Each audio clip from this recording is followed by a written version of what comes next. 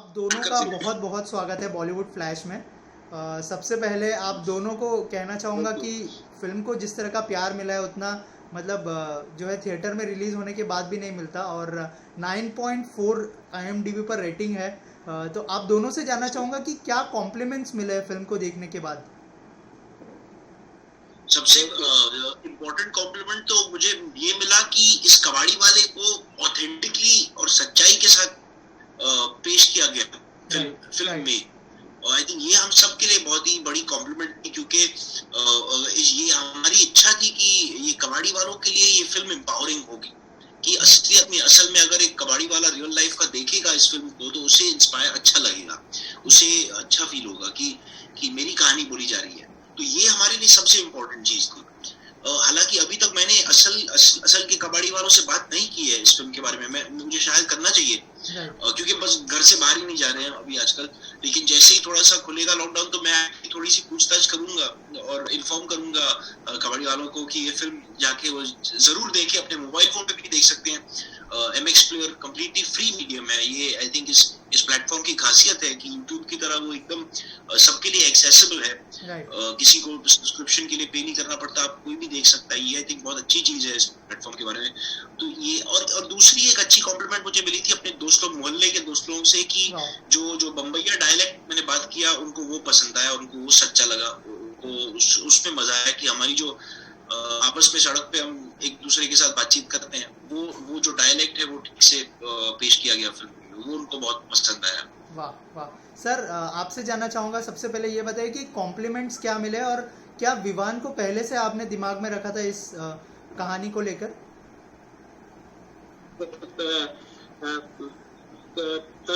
मेरे ऑडियंस जो है जितने भी हैं अनबिलीवेबल, मतलब मैं आपको राकेश जी बोलूं तो मैं बयान नहीं कर सकता कि लोगों ने मुझे कितनी अच्छी अच्छी चीजें लिख करके भेजा है मैसेज में, या कुछ लोग हैं वो मेल के थ्रू लिख करके भेजा है। मतलब आउटस्टैंडिंग। मैं बोलूंगा कि मैं दिल से आभारी हूँ अपने दर्शकों का। मैं जितना भी उनको थैंक्स बोलूं कम हो जाएगा। इसके जिस तरीके से ऑडियंस ने प्यार दिया इस फिल्म को, हमने इतना नहीं सोचा था। मैं जब शूट करता था तो मैं विवान से कभी कभी किसी सीन को लेकर के बात करता था कि देखना विवान ये सीन है, वो कट करके लोग हैं वो इसको फेसबुक पर डाल देंगे, ये करेंगे वो करेंगे, वायरल हो जाएगा, ये हो जाएगा। मैं ये सब बातें करता था और मैं बोलता था कि चिंता मत करो, ये फिल्म है वो रिमार्केबल होगी, एक ऐसी फिल्म होगी जिसे लोग याद करेंगे। और इस तरीके से लोग हाथों हाथ लेंगे ऐसा नहीं सोचा था। ये अब इससे ज्यादा बड़ा कॉम्प्लीमेंट क्या हो सकता है एक डायरेक्टर के लिए, एक मेकर के लिए। दूसरी बड़ी बात है, विवान की बात आपने की तो ये स्क्रिप्टिंग के समय में क्या हुआ था कि ये जब इसकी स्क्रिप्टिंग की तो सबसे बड़ी चीज हुई, मेरे एक प्रोडक्शन गुरु है हरि सिंह जी, मैंने उनको जाकर के ये स्क्रिप्ट पूरी नरेशन दिया तो बोले यार ये इस सब्जेक्ट पे तुमको फाइनेंस कौन करेगा, प्रोड्यूस कौन करेगा। तो वो एक फिर मेरे एक दूसरे टीचर हैं जो मेरे लिए एक मतलब ऐसे बहुत रिस्पेक्टेड केतन मेहता सर, जिनके साथ मैंने बहुत काम किया है लंबे समय तक और मैं उनको एज ए गार्जियन ट्रीट करता हूँ। तो उनको नरेशन दिया तो बोले कि स्क्रिप्ट तो बहुत अच्छी है पर पता नहीं कौन पैसा लगाएगा।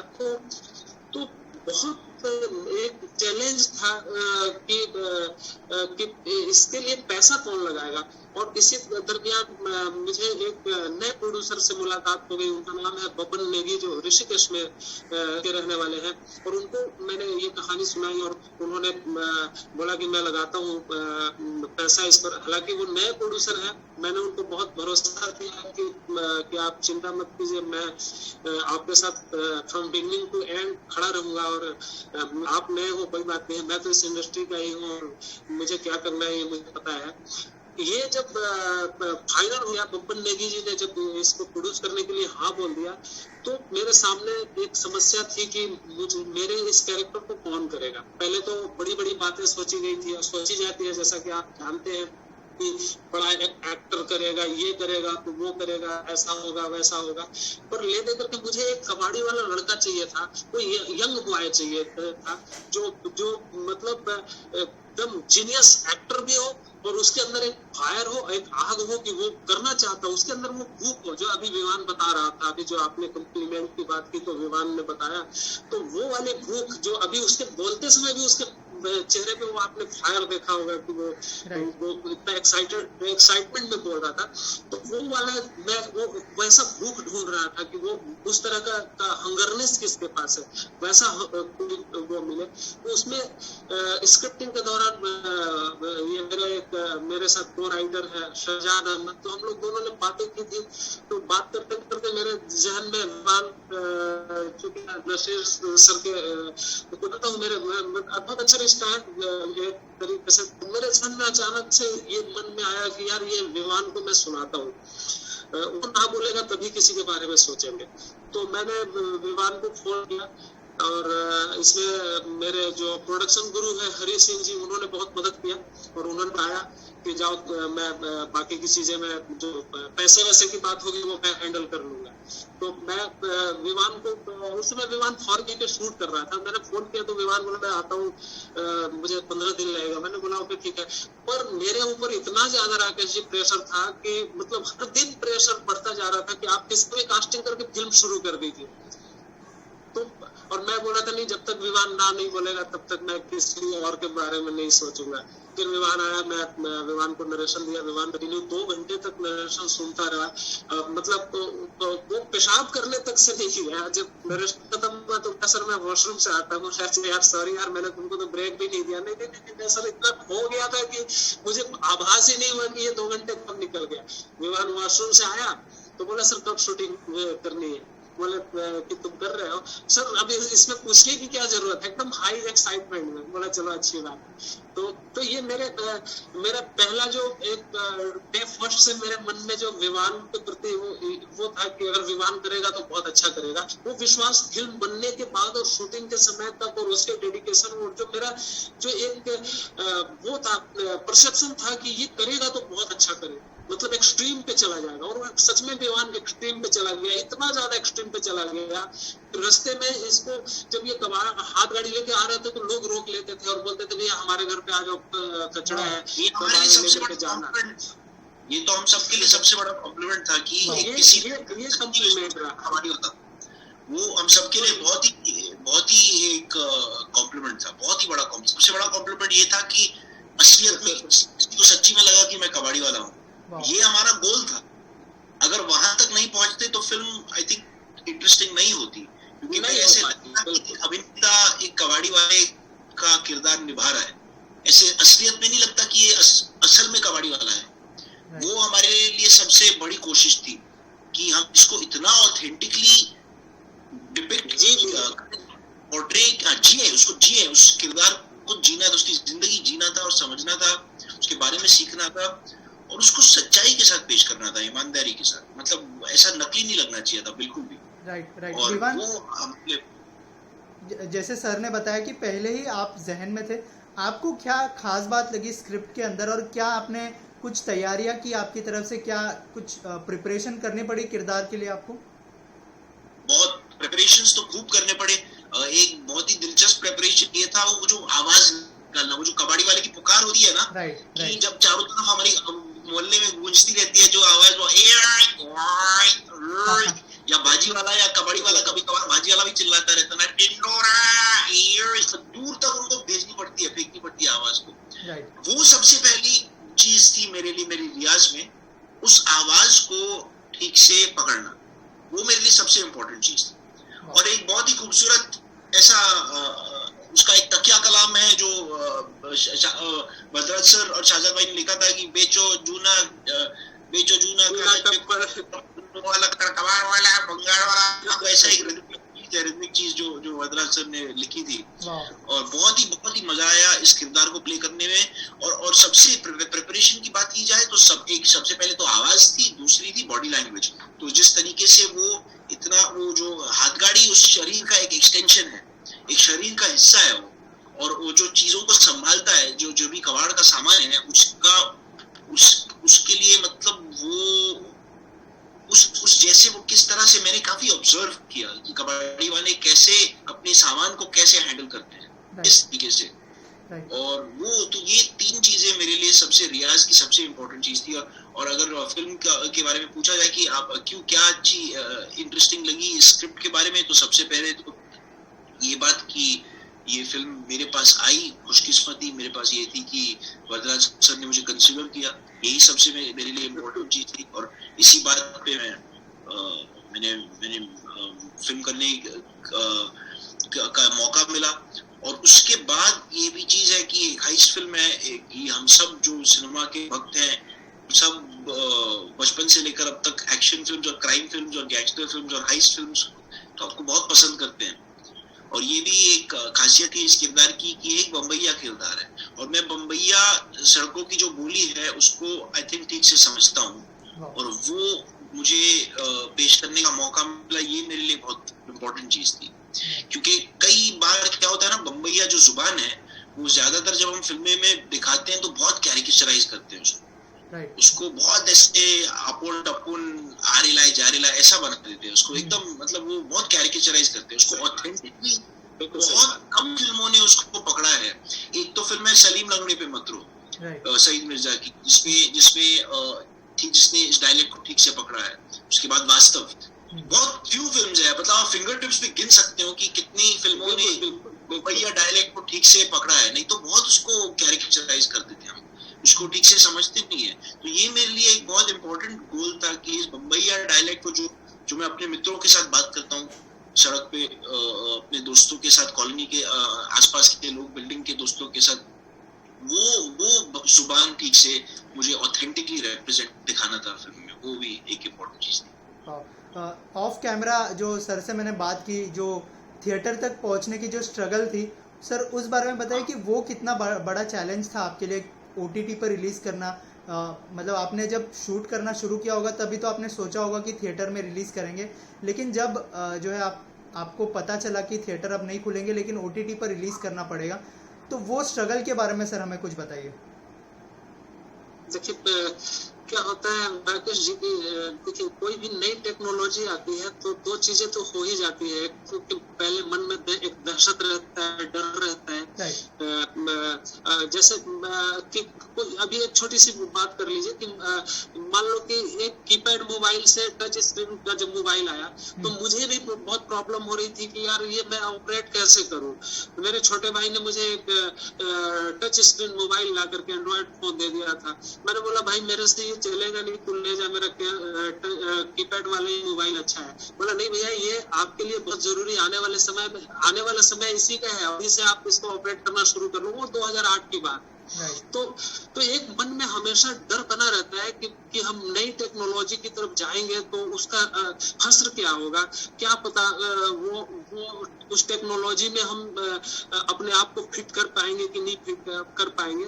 और जो लोग अपने आप को बदल नहीं सकते वही लोग पिछड़ जाते हैं। अब जब मेरी फिल्म हमारी फिल्म शूट होकर के कंप्लीट हुई तो लगभग 2020 का अप्रैल का महीना था, और हमने थिएटर में रिलीजिंग के लिए सारी प्लानिंग कर ली थी। लगभग सारे थिएटर वालों से, सब कुछ डिस्ट्रीब्यूटर से और तमाम कारपोरेट से, जी वालों से, सबसे बातें हो गई थी हमारी, और हमारी फिल्म बड़े अच्छे तरीके से रिलीज होने वाली थी। और ऑल ऑफ सडन ये महामारी कोविड-19 और कोरोना ने हमको ऐसे स्थिति में ला दिया कि हमारे पास कोई ऑप्शन नहीं बचा। फिर भी हमने हिम्मत नहीं छोड़ा, हम लगातार इस उम्मीद में जीते रहे कि चलो यार एक दिन लॉकडाउन खत्म होगा, उसके बाद थिएटर शुरू होगा और फिर हम थिएटर में अपनी फिल्म को रिलीज करेंगे।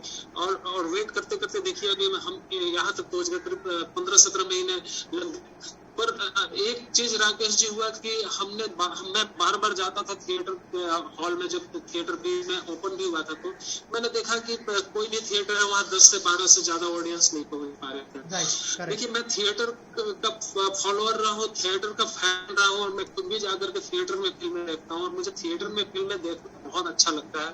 और छोटे स्क्रीन के बारे में कभी नहीं सोचा था, लेकिन ये थर्ड स्क्रीन जो है वो एक रिवोल्यूशन है। एक जन क्रांति है, आंदोलन है। ये वो मीडियम है जहां पे बहुत आसानी से एकदम घर घर तक पहुंचा जा सकता है और अपनी बात को पहुंचाया जा सकता है। राकेश जी, ये फिल्म जो है वो 1.6 मिलियन लोगों ने अभी तक इसको देख लिया। क्या बात। अगर थिएटर में हम इसको रिलीज किए रहते तो अभी 1 हफ्ते पहले ये फिल्म रिलीज हुई है, तो शायद मुझे नहीं लगता है कि 1.6 मिलियन लोग थिएटर में इसको अभी तक देख पाते। तो ये एक बेनिफिट है नई टेक्नोलॉजी की। और थिएटर के लिए हमारी जो ग्रीडीनेस थी, एक लालच थी, वो भी एक उसको प्लस पॉइंट बोलेंगे, वो भी एक अच्छी बात कहेंगे कि हमने वेट किया। जब वो नहीं हो सका तो हमने एक लंबे समय तक स्ट्रगल किया है थिएटर के लिए, करीब 12-13 महीने लगातार वेट किया। जब कोई ऑप्शन नहीं दिखा और ये कोरोना का तो दूसरा लहर जो आया, तो हमारी हिम्मत मतलब टूट गई, बोलेंगे कि हौसला पस्त हो गया, कमर टूट जाना जिसको बोलते हैं। एक तो मेरा प्रोड्यूसर जो बबन नेगी जी हैं, वो छोटे शहर ऋषिकेश से आते हैं। दूसरी बात, बिल्कुल नए प्रोड्यूसर हैं। मैंने उनको एक एसोलिटी दिया हुआ था कि आप चिंता मत करो, आपको जो भी लागत पैसे हैं वो हम निकाल करके ले आएंगे। हालांकि ये फिल्म हम बहुत ही कंसाइज बजट पे किया हुआ है, बहुत मतलब बता नहीं सकता कि कितने किस तरीके से। ये बोलेंगे कि हमने बस ब्रेन से इस फिल्म को बनाया है, पैसे के बल पे शायद नहीं बनाया है। कई जगह पे गोरिल्ला शूट किया है। तो ये थिएटर में का इंतजार करने के बाद का ये नतीजा है कि हम MX प्लेयर पे इसको लेकर के आए हैं और देख ही रहे हैं, अच्छा प्यार मिल रहा है लोगों का। राइट। विवान, आपसे जानना चाहूंगा, OTT को कितना एंजॉय कर रहे हैं आप, और जिस तरह का दौर चला है, जिस तरह का सर ने बोला कि रेवोल्यूशन एक नया आया है, उसको कितना एंजॉय कर रहे हैं आप एज एन एक्टर?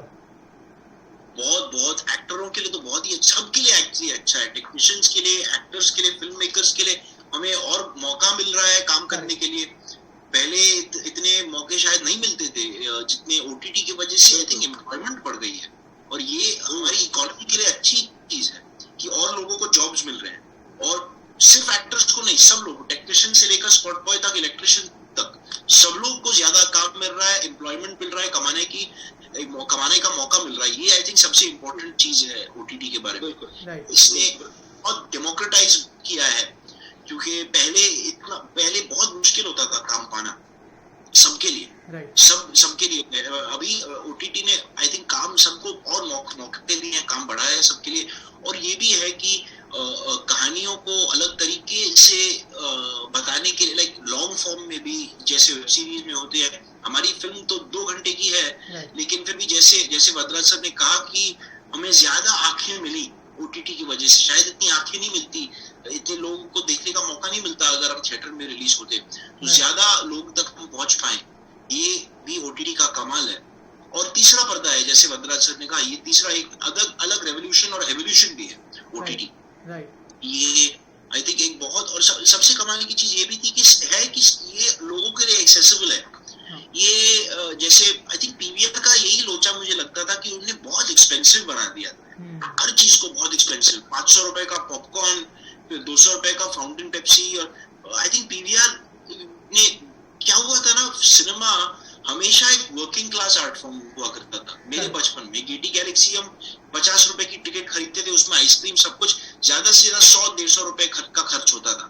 तो कोई भी आम आदमी उसको अफोर्ड कर सकता था सिनेमा जाने।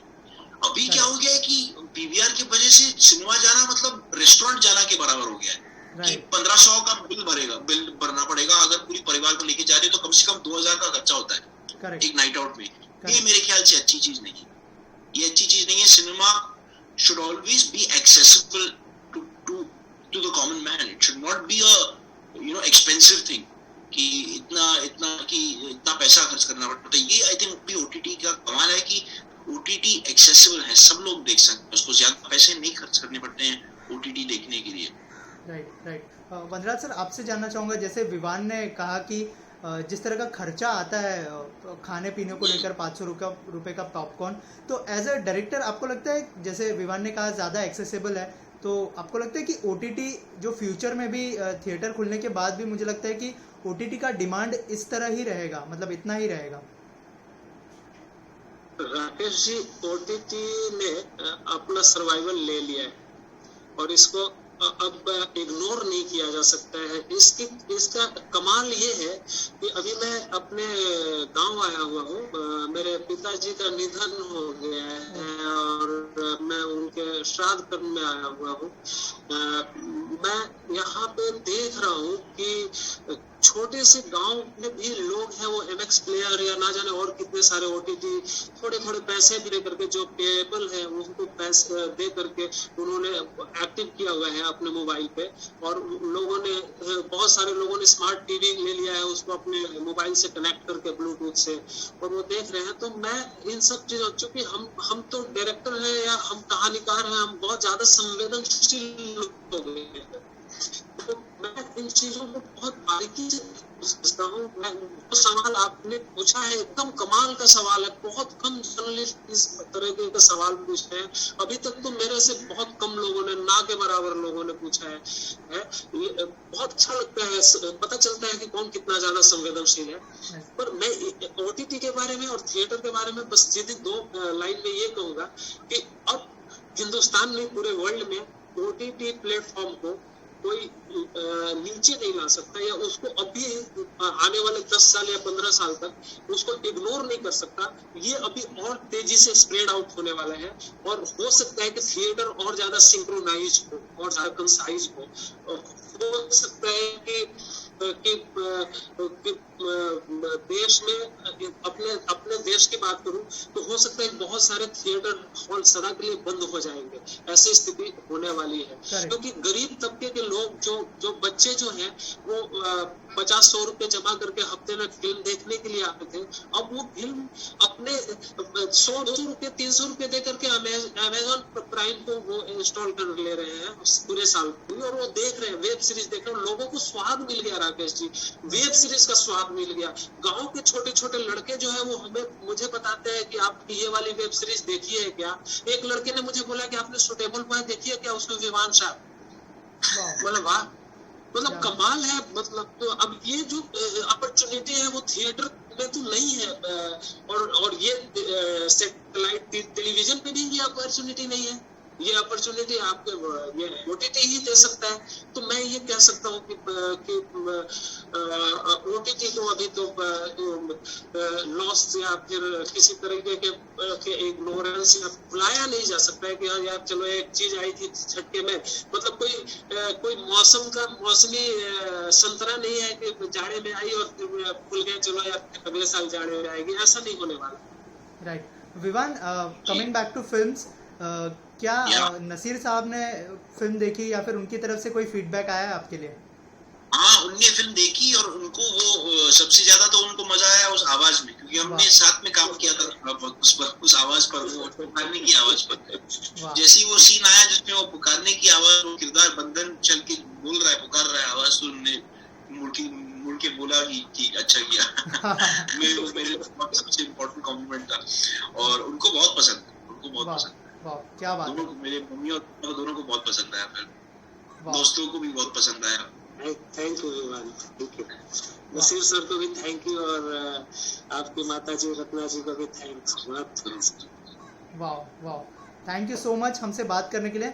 विवान, जाते जाते आपसे और एक सवाल जानना चाहूँगा, आप दोनों से जानना चाहूँगा। इनफैक्ट जैसे हम लोग अभी OTT के ऊपर बात कर रहे थे, किसी भी सोशल मीडिया प्लेटफॉर्म का एक प्रॉन्स एंड कॉन्स दोनों होता है। तो सोशल मीडिया पर बहुत ज़्यादा इन दिनों ट्रोल और ये सब का चल रहा है, तो आप लोग कैसे हैंडल करते हैं ट्रोल्स को? अगर उस बारे में कुछ शेयर करना चाहें आप दोनों।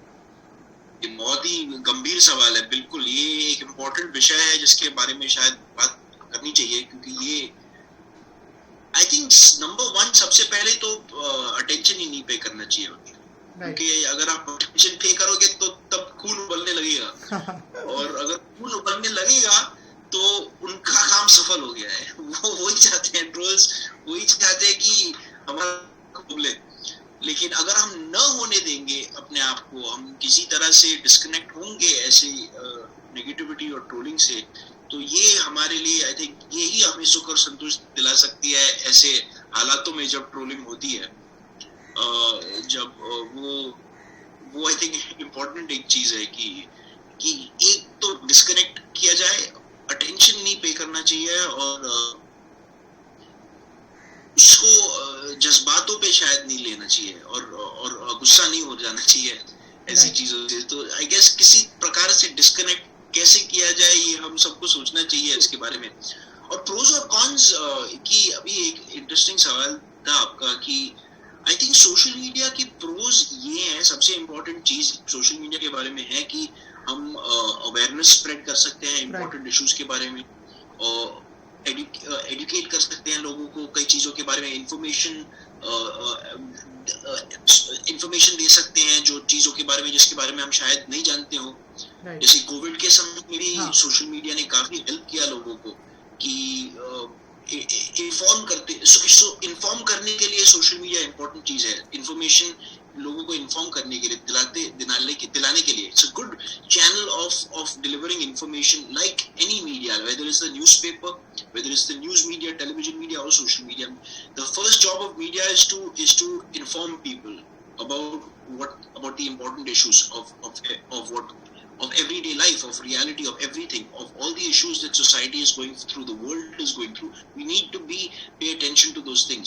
So the newspaper and the social media is a means by which it informs us. And on a slightly personal level, social media is a very good tool for spreading affection amongst your friends, congratulating your friends, patting them on the back, saying कि तुमने अच्छा किया। कि किसी की शादी हो गई तो हमने उसका फेसबुक फोटो डाला, बोला कि wish you guys all the love. ऐसी तरीके ये पॉजिटिव साइड्स है सोशल मीडिया की, कि हम प्यार फैला सकते हैं अपने दोस्तों से, फैमिली वालों से प्यार फैला सकते हैं सोशल मीडिया पर, उनको खुशी दिला सकते हैं, उनको कॉम्प्लीमेंट कर सकते हैं, उनकी अच्छी दुआएं उनको दे सकते हैं। तो ये सारी चीजें पॉजिटिव चीजें हैं सोशल मीडिया के बारे में, कि हम प्यार स्प्रेड कर सकते हैं। राइट सर, आप कुछ और नेगेटिव तो कोई है जो आपने कहा कि जब नेगेटिविटी हो जाती है, जब ट्रोलिंग हो जाती है, या उससे भी अलावा जब एडिक्शन हो जाती है, जब हर 2 मिनट चेक करते रहते हैं हम फोन को, ये तो यार बहुत खतरनाक चीज है जो अब सब डील कर रहे हैं। आई थिंक घर पे बैठे सब डील कर रहे हैं। सोशल मीडिया एक एडिक्शन है, हालांकि मतलब वो बाकायदा एडिक्शन है। कई सारे स्पेशलिस्ट ने कहा है कि आजकल तो सोशल मीडिया रिहैब्स भी खुल रहे हैं, मैंने सुना है। मैंने भी सुना है, राइट। वनराज सर, आप अपने थॉट्स कुछ रखना चाहेंगे उसके ऊपर, जो सोशल मीडिया पर ट्रोलिंग होती है, जो सेलिब्रिटीज को, बहुत सारे सेलिब्रिटीज ने तो सोशल मीडिया प्लेटफॉर्म भी छोड़ दिया है, तो क्या कहना चाहेंगे सर? देखिए राकेश जी, इसको बोलने के लिए बहुत है, मतलब मैं 8 घंटे बोलूं तो कम पड़ेगा। ये हालात है इस पे। मैंने बोला भी है, जहाज बढ़ा, कई बार मुझे दुख होता है इन सब चीजों को लेकर के, पर मैं एक बात जरूर कहूंगा कि टैलेंट को कोई रोक नहीं सकता राकेश जी। ठीक है, नेपोटिज्म या ट्रोल या जो कुछ भी है वो चीजें है, पर जो लोग टैलेंटेड हैं उनको तो लोग श्रेय देंगे ही ना, उनको तो एक्सेप्ट करना होगा, चाहे वो किसी के घर से बिलोंग करते हो। कि एक व्यक्ति मुंबई गरीब फैमिली से आता है और एक है वो गोल्डन स्पून के साथ आता है। चलो मान लिया कि चलो हम बहुत लोगों की बात नहीं करते, विवान की बात करते हैं कि विवान चलो नसीर सर के बेटे हैं, उनको एक फायदा, बस छोटा सा फायदा उनको मिला होगा कि कोई बड़ा डायरेक्टर या कोई आदमी उनको बुलाया होगा, यार नसीर जी के बेटे हैं तो चलो इनको बुला करके देखते हैं। तो लेकिन उस डायरेक्टर ने ऐसा नहीं किया होगा कि बुला करके और बोला होगा चलो यार इनको काम दे दो, उन्हें काम करेंगे और ये हमको फायदा हो जाएगा। ऑडिशन तो जरूर लिया होगा, या फिर चलो मान लिया कि विवान को या किसी और भी हीरो या किसी बड़े लोगों के बच्चों को बुलाया और लाया, दे दिया काम, पर एक फिल्म मिली होगी, उसके आगे तो आपका टैलेंट ही आएगा ना। करेक्ट। और कितना भी आप मीडिया बाजी करो, कितना पूरी मीडिया को खरीद लो, ठीक है, पूरे 10 दिन तक मीडिया पे उस बच्चे का ही फोटो छपवाते रहो, लेकिन ये जो पब्लिक है ना, ऑडियंस जो है ना, मैं ऐसे सर झुका करके अपने ऑडियंस को प्रणाम करता हूँ। भगवान है, 24 कैरेट गोल्ड की तरह है, कसौटी है कि एक बार घिस करके बता देगा कि ओरिजिनल गोल्ड है या नकली गोल्ड है। तो आप कितने दिन तक इन चीजों को छुपाएंगे? अब एक दूसरा पहलू है कि मीडिया या जो लोग भी हैं, वो लोग हैं वो भी इस हवा में है, इस रोह में, इस बहाव में बहे जा रहे हैं कि चलो यार इस नेपोटिज्म को थोड़ा और हवा दिया जाए। मैं ये नहीं बोल रहा हूँ, आप लोग जैसे भी बहुत सारे जर्नलिस्ट हैं जो बिल्कुल तटस्थ होकर के एकदम on the bank of river बोलते हैं ना, एकदम नदी के किनारे खड़े होकर के बातें करने वाले, तो ऐसे लोग हैं। लेकिन बहुत सारे लोग हैं जिनको मसाला चाहिए, तो वो लोग हैं वो इसको हवा दे रहे हैं, पानी दे रहे हैं और इसको सींच रहे हैं और इससे खाद बीज करके अपना फसल काट रहे हैं। ये बहुत सारी इसमें चीजें हैं। मैंने बोला ना राकेश जी कि मैं अगर इस पे बात करूंगा तो 8 घंटे 10 घंटे बात करूंगा, तब जाकर के ये प्रॉब्लम सॉल्व हो जाएगा। चलिए जाने दीजिए, मैं अपनी फिल्म के कुछ पॉइंट पे बात कर देता हूँ। कोई मैसेज अगर देना चाहे आप ऑडियंस को। मैं इस फिल्म के सफलता का श्रेय मैं जो है वो मैं अपने ऑडियंस को दूंगा। पहले तो मैं अपने सारे ऑडियंस को, मैंने कुछ नहीं किया है, मेरे ऑडियंस ने, इस फिल्म के ऑडियंस ने इसको सफल बनाया है। पहला श्रेय जो है वो ऑडियंस को जाता है। दूसरा श्रेय जो है 4 लोगों का बहुत अहम श्रेय है। दूसरा श्रेय जो है वो इस फिल्म के प्रोड्यूसर बबन नेगी को जाता है, जिन्होंने इस फिल्म कबाड़ द क्वाइन की कहानी सुनी और इस पे पैसा लगाया और डेयर के साथ लगाया। और तीसरा जो श्रेय है वो मेरी फिल्म के जो पूरी टीम है, उसमें मेरे को राइटर शहजाद अहमद और को प्रोड्यूसर दीपक प्रजापति और तमाम पूरी टीम जो है वो, और मेरे स्टार विवान शाह, जोया अफरोज, अतुल श्रीवास्तव जी और भी जो लोग हैं उनका है। और चौथा श्रेय मेरे प्रोडक्शन गुरु हरि सिंह जी और मेरे टीचर केतन मेहता सर को जाता है। और ये फिल्म जो है वो मेरे पिताजी को मैंने पहला नरेशन दिया था जब मैंने लिखा था। मेरे फादर बड़े शौकीन थे फिल्मों के, और जब मैंने उनको सुनाया था बोले बहुत अच्छी है कहानी लिखे हो और इसको बनाना जरूर। आज वो नहीं है, उनका निधन हो गया है, लेकिन ये फिल्म मेरे पिताजी के लिए एक श्रद्धांजलि है। मैं उनको ये फिल्म समर्पित करता हूँ। ये है मेरे तरफ से संदेश। थैंक यू सो मच हमसे बात करने के लिए। थैंक यू आपने जो अपना समय दिया। Thank you so much. Bye bye, take care. Bye bye.